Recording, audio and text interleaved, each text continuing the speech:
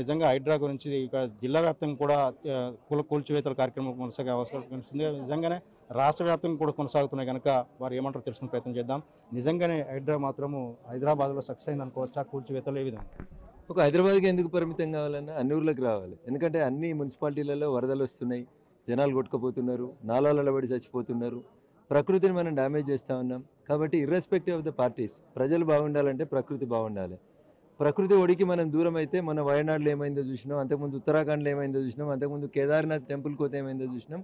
కాబట్టి నేను రెండు చేతులు జోడించి అన్ని రాజకీయ పార్టీలకు, అందరు మీడియా మిత్రులకు సవినయంగా చేసేటువంటి అప్పీల్ ఏంటంటే, స్వచ్ఛందంగా మీ అంతలో మీరే మీరు ఆక్రమించినటువంటి చెరువులు, కుంటలు, నాలాలు ఏమైనా ఉంటాయి దయచేసి అవి తొలగించండి. దాంట్లో మళ్ళీ ఇది కాంగ్రెస్ వాళ్ళది గులగొట్టిరది, బీజేపీ వాళ్ళది గులగొట్టిరని రాజకీయ రంగును పులుమొద్దని నిష్పక్షపాతంగా అధికారులు కూడా చెరువులు, కుంటలు, నాలాల్ని ప్రొటెక్ట్ చేయమని సుప్రీంకోర్టు చాలా స్పష్టంగా చెప్పింది. ఎవరైనా పొరపాటున తెలిసి తెలియ గడితే కూడా సంబంధిత అధికారులను పోయి దాన్ని కూలగొట్టాలనేటువంటి ఆదేశాలను కూడా చాలా స్పష్టంగా ఇచ్చింది. కాబట్టి దయచేసి అధికారులు చేస్తున్న మంచి పనికి అందరం సహకరిద్దాం, ప్రకృతిని, పర్యావరణాన్ని కాపాడుదాం. 2525 చెరువులు, కుంటల్ని కాపాడమని హైకోర్టు చెప్పింది భాగ్యనగరంలో. ఇలా భాగ్యనగరం అంటే సిటీ ఆఫ్ లేక్స్ పోయి ఇలా సిటీ ఆఫ్ మోరీలు అయిపోయేటువంటి పరిస్థితి వచ్చింది. కాబట్టి భాగ్యనగరానికి పూర్వస్థితిని తీసుకురావాలని చెప్పి ఈ సందర్భంగా సవినయంగా అప్పీల్ చేస్తూ హైడ్రా చేస్తున్న పనులని కొనసాగించాల్సిందిగా కోరుతా ఉన్నాను.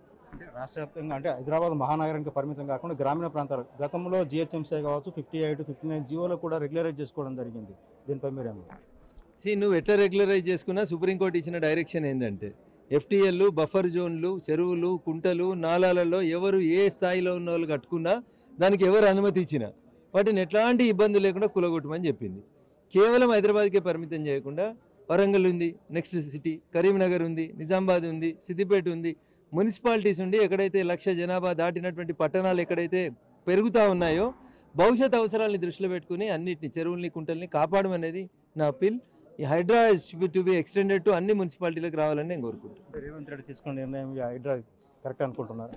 అంటే ఇది రేవంత్ రెడ్డి గారు తీసుకున్న నిర్ణయం ఏంటంటే మళ్ళీ రాజకీయ రంగం వస్తుంది అన్న దానికి 1994లో అప్పటి ముఖ్యమంత్రి కోట్ల విజయభాస్కర్ రెడ్డి గారు మొట్టమొదటిసారిగా మీరాలం ట్యాంక్ అనేటువంటి ఒక ట్యాంకుని అందరూ కబ్జా చేసిర్రు అన్నప్పుడు భాగ్యనగరంకి ఉండాల్సినటువంటి ఒక గొప్ప చెరువు పోతుందని శ్రీమతి రేచల్ చటర్జీ అనేటువంటి అప్పటి ఒక సీనియర్ ఐఏఎస్ అధికారిని పంపించి కులగొట్టించిరన్న.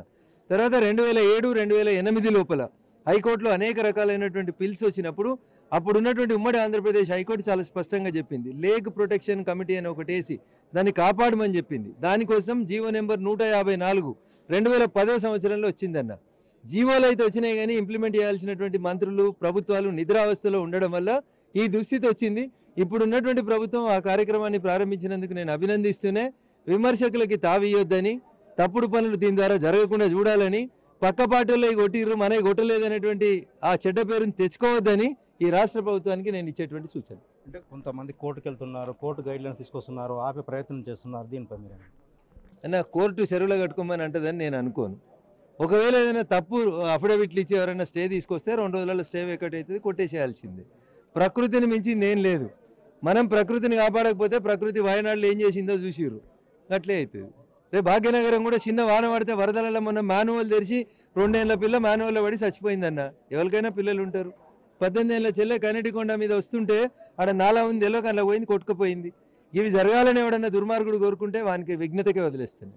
Thank you. చూడొచ్చు, పార్టీలకు అతీతంగా కూడా అన్ని ప్రాంతాలకు హైడ్రా రావాల్సిందే. నిజంగా పార్టీలకు అతీతంగా కూడా ఎవరైతే చెరువులో నిర్మాణాలు చేసారో ఖచ్చితంగా కూడా కూల్చివేయాల్సిందే. ఆ దిశగా మాత్రం మేము స్వాగతిస్తున్నాము. నిజంగా పార్టీలకు అతీతంగా బీజేపీ కావచ్చు, కాంగ్రెస్ కావచ్చు, ఇతర పార్టీలకు అతీతంగా కూడా అందరూ కూడా హైడ్రాను కూడా స్వాగతించాల్సిన అవసరం ఉందని చెప్పి వాళ్ళు ప్రయత్నం చేస్తున్నారు. బీజేపీ ఎంపీ రఘునందనరావు చెప్పే విషయం అయితే మనకు కనిపిస్తుంది. నిజంగానే హైదరాబాద్కే పరిమితం కాకుండా ప్రతి సెంటర్, ప్రతి మండల కేంద్రము, గ్రామ పంచాయతీ కూడా రావాలి. ఎక్కడైతే చెరువులు ఉందో వాటిని ప్రళయాలు ఉత్పత్తులు కాకుండా గతంలో చూసినాము, ఇవి ఎప్పుడు కూడా జరగకుండా ఉండాలని చెప్పి ఆ ప్రయత్నంగా వాళ్ళు చెప్పే విషయం అయితే కనిపిస్తుంది. కెమెరా